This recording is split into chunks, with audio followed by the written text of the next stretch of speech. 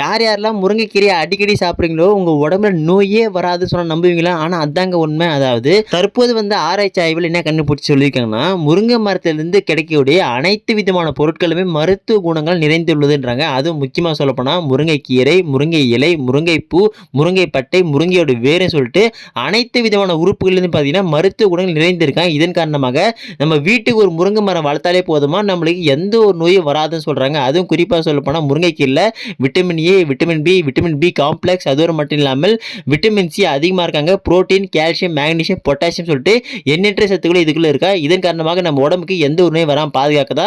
இதோடு மட்டும் இல்லாமல் நம்ம உடம்புல இருக்கக்கூடிய 7-8 நோய்களுக்கு சிறந்த மருந்தாக இந்த முருங்கைக்கீரை விளங்குதுன்றாங்க. இதன் காரணமாக பார்த்தீங்கன்னா முருங்கைக்கீரையை மூலிகைகளின் இளவரசி அப்படின்னு கூட சொல்ற அளவுக்கு பார்த்தீங்கன்னா பல சத்துக்கள் அடங்கியிருக்காங்க. ஸோ அதெல்லாம் என்னென்ன அப்படின்னு சொல்கிறேன். அதுக்கு முன்னாடி இது போன்ற பயனுள்ள தகவல்கள் தினந்தோறும் தெரிஞ்சுக்க நீங்கள் நம்ம சேனல் இப்போ வரைக்கும் சப்ஸ்கிரைப் பண்ணாமல் இருக்கீங்கன்னா டக்குன்னு சப்ஸ்கிரைப் பண்ணிட்டு உங்கள் நண்பர்கள் யாருக்கும் தகவல் தெரியாமல் அவங்க ஷேர் பண்ணுறேங்க.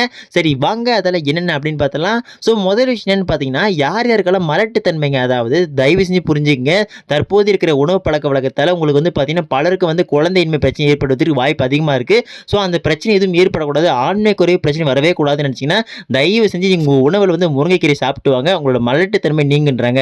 அதுக்கு அடுத்த விஷயம் என்னன்னு பார்த்தீங்கன்னா, யார் யாருக்கெல்லாம் அடிக்கடி வயிற்று புண் ஏற்படுது, வாயில் புண் ஏற்படுது, அதோடு இல்லாமல் பற்களில் வலி ஏற்படுது அப்படின்னு நினைக்கிறோம், தயவு செஞ்சு உணவில் முருங்கைக்கீரை சேர்த்து சாப்பிட்டுவாங்க. ஏன்னா முருங்கைக்கீரையில் உள்ள சத்துக்களானது நம்ம பற்களோட ஈறுகளையும் பற்களையும் வலிவாக வைத்துக்கொள்வது ரொம்ப உதவுதாங்க. அதோடு மட்டும் இல்லாமல் நம்மளுக்கு குடற்புண் மற்றும் வாய்ப்புண் ஆறுவதற்கும் சிறந்த மருந்தாக இந்த முருங்கைக்கீரை விளங்குகின்றாங்க.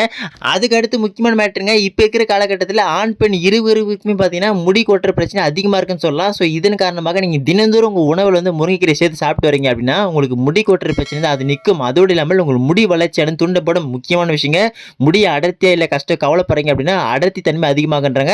ஸோ அந்த அளவு சத்துக்கள் அதிகமாக இருக்கா. நம்ம முடியின் வேர்களுக்கு ஊட்டச்சத்து அளிக்கக்கூடிய சத்தானது இந்த முருங்கைக்கீரை அதிகமாக இருக்குன்றாங்க. இன்னொரு மேட்டர் என்னன்னா, இந்த முருங்கைக்கீரை அதிகமாக சாப்பிட்றதுனால நம்ம உடம்புக்கு அதிகமான இரும்பு சத்து கிடைக்குமா. இதன் காரணமாக நம்மளுக்கு பார்த்தீங்கன்னா ரத்த சோகை போன்ற எந்த ஒரு பிரச்சனையும் ஏற்படாமல் இருக்க பாதுகாக்குன்றாங்க. இதில் இன்னொரு முக்கியமான மேட்டருங்க, நம்மளுக்கு இதயம் தொடர்பான எந்த ஒரு பிரச்சனையும் வராதான். ஏன்னா இதில் பொட்டாசியம், மேக்னீசியம் சத்து அதிகமாக இருக்குது.